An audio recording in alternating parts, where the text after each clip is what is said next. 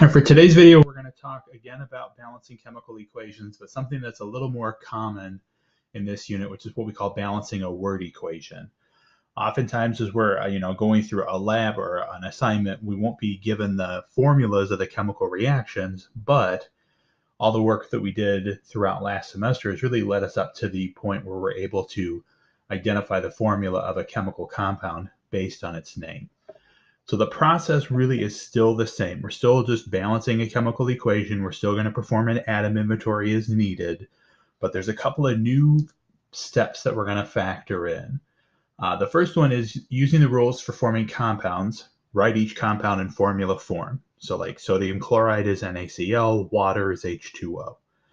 The adjustment to that is that elements, metals and nonmetals, are going to be written just as a single unbonded element. So if we see copper in a word equation, we're just going to write the symbol for copper. If we see sulfur, we're just going to write the symbol for sulfur.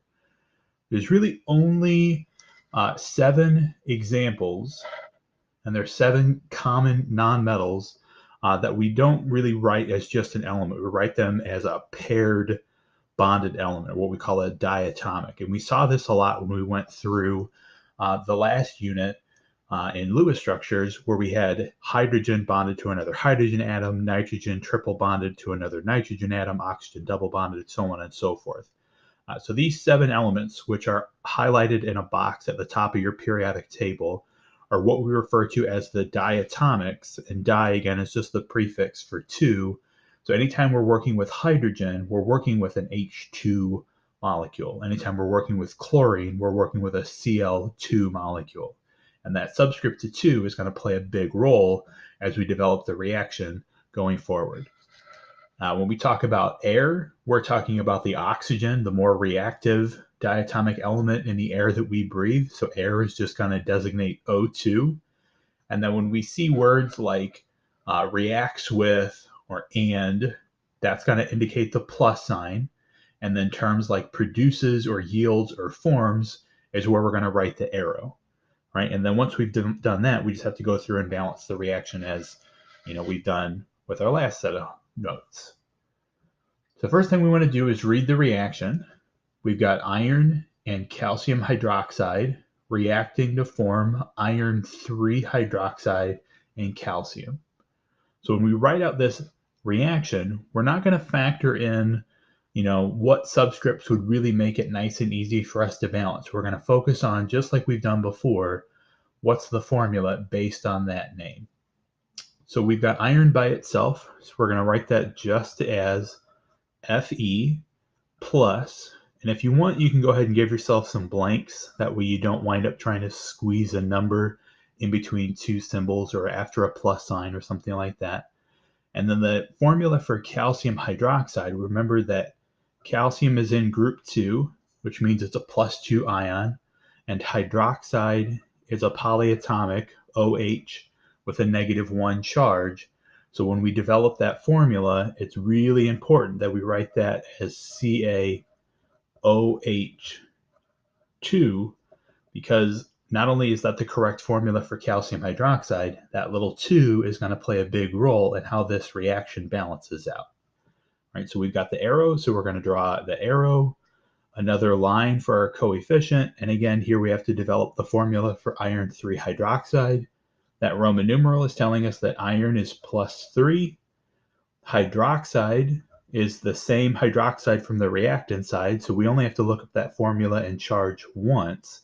But now we've got a +3 and a -1, so this is actually going to form Fe parentheses OH 3, where we need 3 -1 hydroxides for 1 +3 iron, and then we produce calcium, so plus blank. Calcium by itself is just the element Ca. So now we've got our unbalanced chemical equation. We need to perform the inventory to balance. So we've got iron atoms, we've got calcium atoms, and we've got hydroxide ions. 1 iron on this side, 1 calcium on this side, 2 hydroxides there, 1 iron on this side, 3 hydroxides, and 1 calcium. So it looks like this was mostly balanced, except somehow we made an extra hydroxide ion. Okay, so we need to balance these out first, And the only way that we can get 2 and 3 to balance out is to get to the least common multiple of 6. So we're going to put a 3 here, which gives us 3 calcium, 6 hydroxide. And we're going to put a 2 here, which is going to give us 2 iron, 6 hydroxide. Now, the nice thing about this reaction is that the iron here and the calcium here are by themselves, so we can save those to balance at the very end. And we can do that by throwing a 2 there and a 3 there. So now we've got, for every 2 iron atoms, they're going to require 3 calcium hydroxide molecules to produce 2 iron 3 hydroxides and 3 calcium atoms. Okay. So we're just going to move down the line. We got 3 more examples here to give us some practice before we try our homework and get some more practice in balancing these word equations. Here we've got sodium hydroxide and hydrogen sulfate reacting to form water and sodium sulfate. Now, the nice thing about a balanced chemical reaction is that the elements and the compounds that are on the reactant side are in just a different arrangement on the product side. So you really only have to do some legwork for these 2 compounds, and then all the information is going to translate over here. So if we look at sodium on the periodic table, we see that it's +1, and hydroxide again is that OH -1 ion. So if we have a +1 and a -1, the formula for sodium hydroxide is just NaOH, one of each. Hydrogen is in group 1, so we're going to write it as +1. And note that it is not hydrogen blank. It's not hydrogen by itself. If this said sodium hydroxide plus hydrogen, then we would write the form for elemental hydrogen. This is hydrogen something 8. So this is a compound where hydrogen is bonding as a +1 ion. So this is a +1 hydrogen, and then sulfate is SO4 with a -2 charge. So again, our goal is to get the positives and the negatives to cancel out. So when we develop the formula for hydrogen sulfate, we need 2 hydrogens and only 1 sulfate, 2 +1s, 1 -2. So we're going to write our blanks plus blank, write the reaction arrow, another blank. Water is a pretty simple product. It's just H2O. And then the last one, we've got sodium, which again, from our reactant side, we know is a +1. And then that same sulfate ion, which again, we know is a -2. So then we would say blank, we need now 2 sodiums for every 1 sulfate. So now we've got our balanced chemical equation. We need to perform the inventory to balance. Now this one's a little bit tricky. We've got sodium, and it looks like we've got oxygen all over the place. But what we can think of is that this hydroxide ion here is really showing up in H2O. We can think of water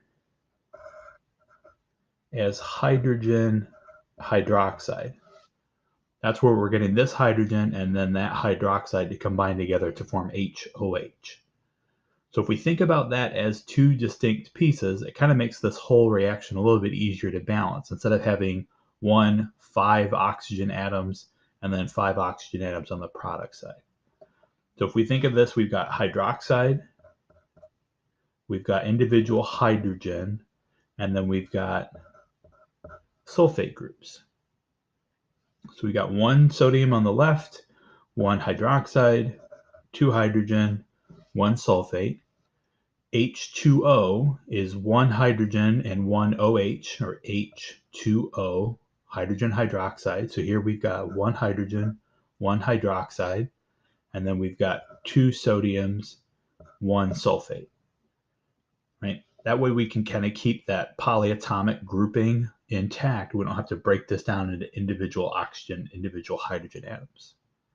So again, we've only got 2 elements here that are balanced. We can pick either one we want to balance that out.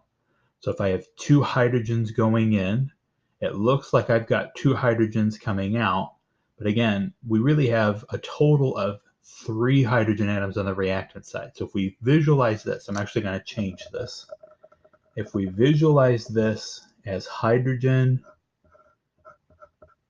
hydroxide, we've got 2 plus 1 hydrogens here and only 1 plus 1 hydrogen there. So we're going to put a 2 here, which is going to give us 2 hydrogens and then distribute through to give us 2 hydroxides. Right? That means that if we have 2 hydroxides coming out, we need 2 hydroxides entering in. So that gives us the 2 sodiums that we need and the 2 hydroxides that we need. Right? So now we've got 2, 1, 2, 1 as our balanced chemical equation. And we can still go back and look at this final step to see, does everything look balanced out? We've got 2 sodiums here, 2 oxygens, and then those 4 oxygens for a total of 6. And then we've got 2 hydrogens here and those 2 hydrogens there for a total of 4. Over here, we've got 1, 2 times 2, a total of 4 hydrogens, 2 sodiums, and then 1, 2 plus those 4, a total of 6 oxygens. So this is a balanced chemical equation. For the last 2 examples, we're going to introduce some of those diatomic elements. So if you want to pause the video here, try these out for yourself to see if you get the reaction right, and then pause it to double check to see if you get the balanced components of everything right.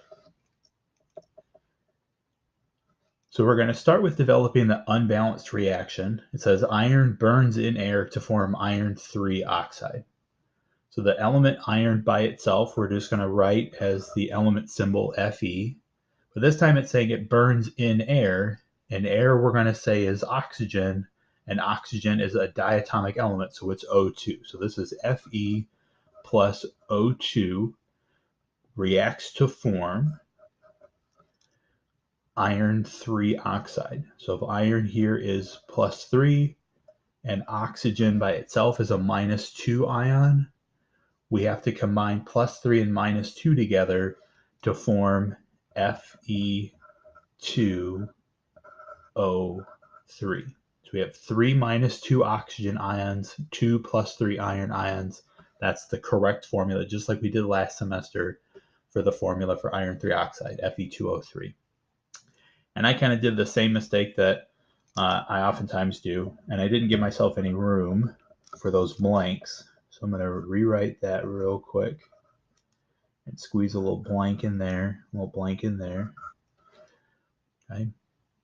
And then again, we just need to perform our inventory to balance this out. This is just a reaction involving iron and oxygen. So the inventory is pretty simple. We've got 1 iron, 2 oxygen on the reactant side. We've got 2 iron, 3 oxygen on the product side. And really, we could pick either one, but the 2 and the 3 are going to have to get some kind of a common multiple. The irons are always going to be a multiple of 2. So if I put a 2 here, yeah, I'll balance out my irons, but inevitably the oxygen and the iron 3 oxide coefficient are going to have to change so that the oxygen balances out. So there's no harm in that, but sometimes if you pick one element without thinking how the other element is going to affect the balancing process, you wind up having to do more steps than what you need. So for this one, it's a little bit easier to start with the oxygen, although it's not always, one correct way. Right, so if we have 2 oxygens here, 3 oxygens here, we need a least common multiple of 3 and 2, just focusing on balancing out our oxygen. So that gives us 6 oxygen atoms, 2 oxygen atoms. But that also gives us 4 iron atoms, and we can easily balance that last step by putting just a 4 in front of the Fe. So now we've got 4 irons going in, 4 irons coming out, 6 oxygen going in, 6 oxygen coming out. Okay. Last example, we've got sodium metal reacts with chlorine gas to form sodium chloride. So again, we don't have sodium something "-ide", so we've just got sodium by itself. So we're going to write that just as the symbol for the element sodium, and it's not one of our 7 diatomics, so we just write it as Na by itself. But this is reacting with chlorine, which we can see chlorine is one of our 7 diatomic elements, so we're going to say plus blank Cl2, and it reacts to form. So that's our sign to draw the arrow, blank. And we've got sodium chloride. So there's that IDE to indicate the ending of that compound. And sodium here is +1, chlorine's -1. So for the compound, again, this is when we have to go to the charges. So many times, like for this particular example, I get students that go NaCl2 and they think they've got a completely balanced equation. That's not the correct formula for sodium chloride, because that's +1, -2, and those do not cancel their charges out. So the correct formula is still NaCl, just 1 +1 sodium ion and 1 -1 chlorine ion. And we have to kind of fight that urge. We now have balanced enough reactions where it's like, well, that's not balanced, but this is the correct way that these elements and these atoms are going to chemically react and form their ratio within the compound. Now to balance it, it's pretty simple. We do the inventory. We've only got sodium and chlorine, 1 sodium and 2 chlorines on the reactant side, 1 sodium and 1 chlorine on the product side. So if we've got 2 chlorines going in, we're going to produce twice as much sodium chloride compounds as long as we have 2 sodium atoms to react with. So that's going to give us 2 Na, 2 Cl, and then that 2 over there is going to give us the 2 Na going in. So for every 2 sodium atoms in 1 chlorine molecule, we'll be able to produce 2 sodium chloride compounds.